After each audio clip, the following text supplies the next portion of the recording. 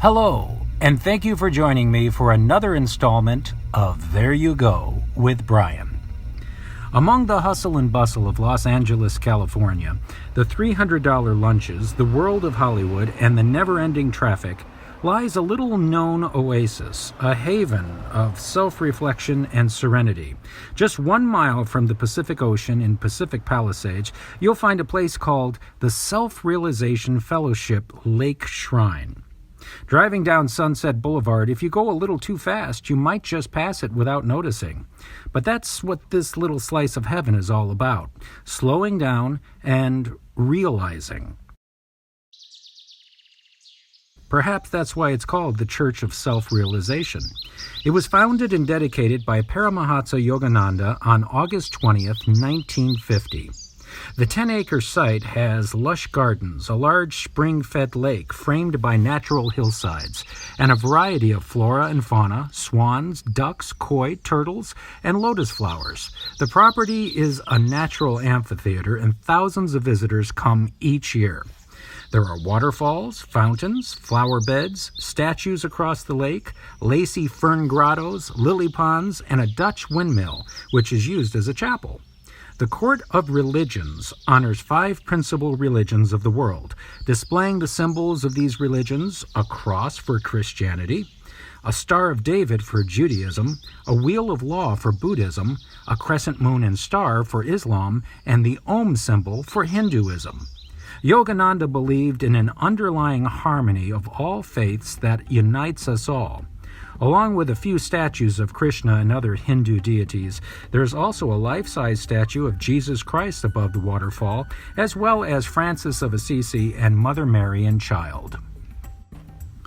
The Golden Lotus Archway, towering sleek white arch trimmed with blue tile and topped with gold lotus blossoms, is visible from all parts of the grounds.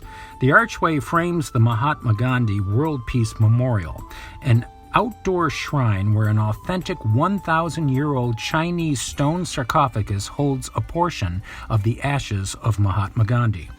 The gardens are filled with little brick paths and short stairways which lead from the main trail to hidden alcoves where meditation or sitting and taking in the view is possible. The gift shop features arts and crafts from India, which is adjacent to a museum focusing on Paramahansa Yogananda, the founder of Lake Shrine. There is a houseboat, a bookstore, and a temple overlooking the lake. The site of the present-day Lake Shrine was once part of a 460-acre parcel of land in the Santa Ynez Canyon called Bison Ranch. It was purchased by the silent film producer and director Thomas H. Ince in 1912 to serve as his studio. For a period of time, the property was utilized as a sand, rock, and gravel quarry before it was later purchased by Los Angeles real estate magnate Alfonso Bell Sr. in 1927. The surrounding hillsides were hydraulically graded to fill the canyon, with the intention to completely level it for future development. However, the earth-moving project was never completed, which left a large basin and an on-level portion of the canyon that subsequently filled to a depth of 20 feet with water from 4 hot and cold springs within the vicinity. The 2.5-acre water body became known as Lake Santa Ynez, the only natural spring-fed lake within the city limits of Los Angeles. The property remained undeveloped for more than a decade when the lake was used as a local swimming hole. Cattails and reeds grew to screen most of it from view. Although many of the locals considered the area to be valueless swampland, the property was nevertheless purchased by H. Everett Big Mac McElroy, the assistant superintendent of construction at 20th Century Fox, in 1940, when it was again used as a film set. The lake was subsequently dredged and the weeds were cleared away. During his ownership, McElroy and his wife lived in their 2-story Mississippi-style houseboat named Adeline. They transported it from Lake Mead. After the McElroys had moved into the mill house, they rented out the houseboat to film stars, movie industry people, and on occasion to unnamed royalty. In 1948, McElroy and his wife sold the property to Renee Williams and Joseph M. Gross, an oil company executive, for a reported price exceeding $250,000. Gross and his wife moved into the windmill and made plans to redevelop the site into a resort that included a rambling $2.3 million 150-room hotel to be constructed around the contour of Lake Santa Ynez. Now, this is where things get really strange. One evening, Gross had a dream reoccur 3 times, where in the middle of the lake there was a platform adorned with a podium. Here, ministers from the churches of all religions addressed thousands of attendees with inspirational speeches. When Mr. Gross awoke, he looked up the name Church of All Religions in the telephone directory and found the listing for the Self-Realization Fellowship Church of All Religions, located in Hollywood. Inspired by this extraordinary coincidence, Gross immediately composed a letter to go out the next day, which described his dream and included an offer to sell his property.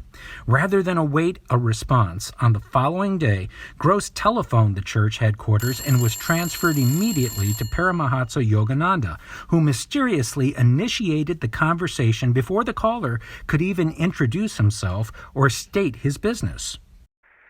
You have some property for sale, don't you? When can I see it? But you haven't even received my letter. The letter will come tomorrow morning. Can we meet tomorrow afternoon? The next day, he visited the site and immediately planned for the establishment of an open-air shrine of all religions.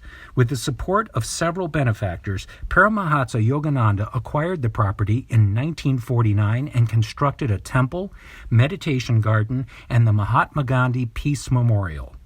A public dedication of the lake shrine took place on August 20th, 1950. Some 1,500 attendees were at the dedication, including a number of foreign dignitaries.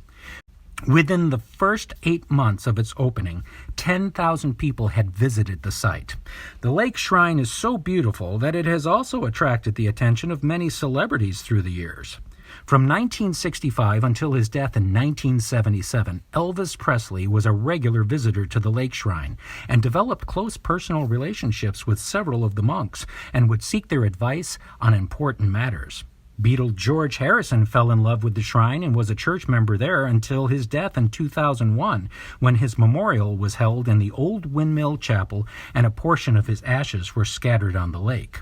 In 2017, Tom Petty followed suit and had his memorial on the grounds as well.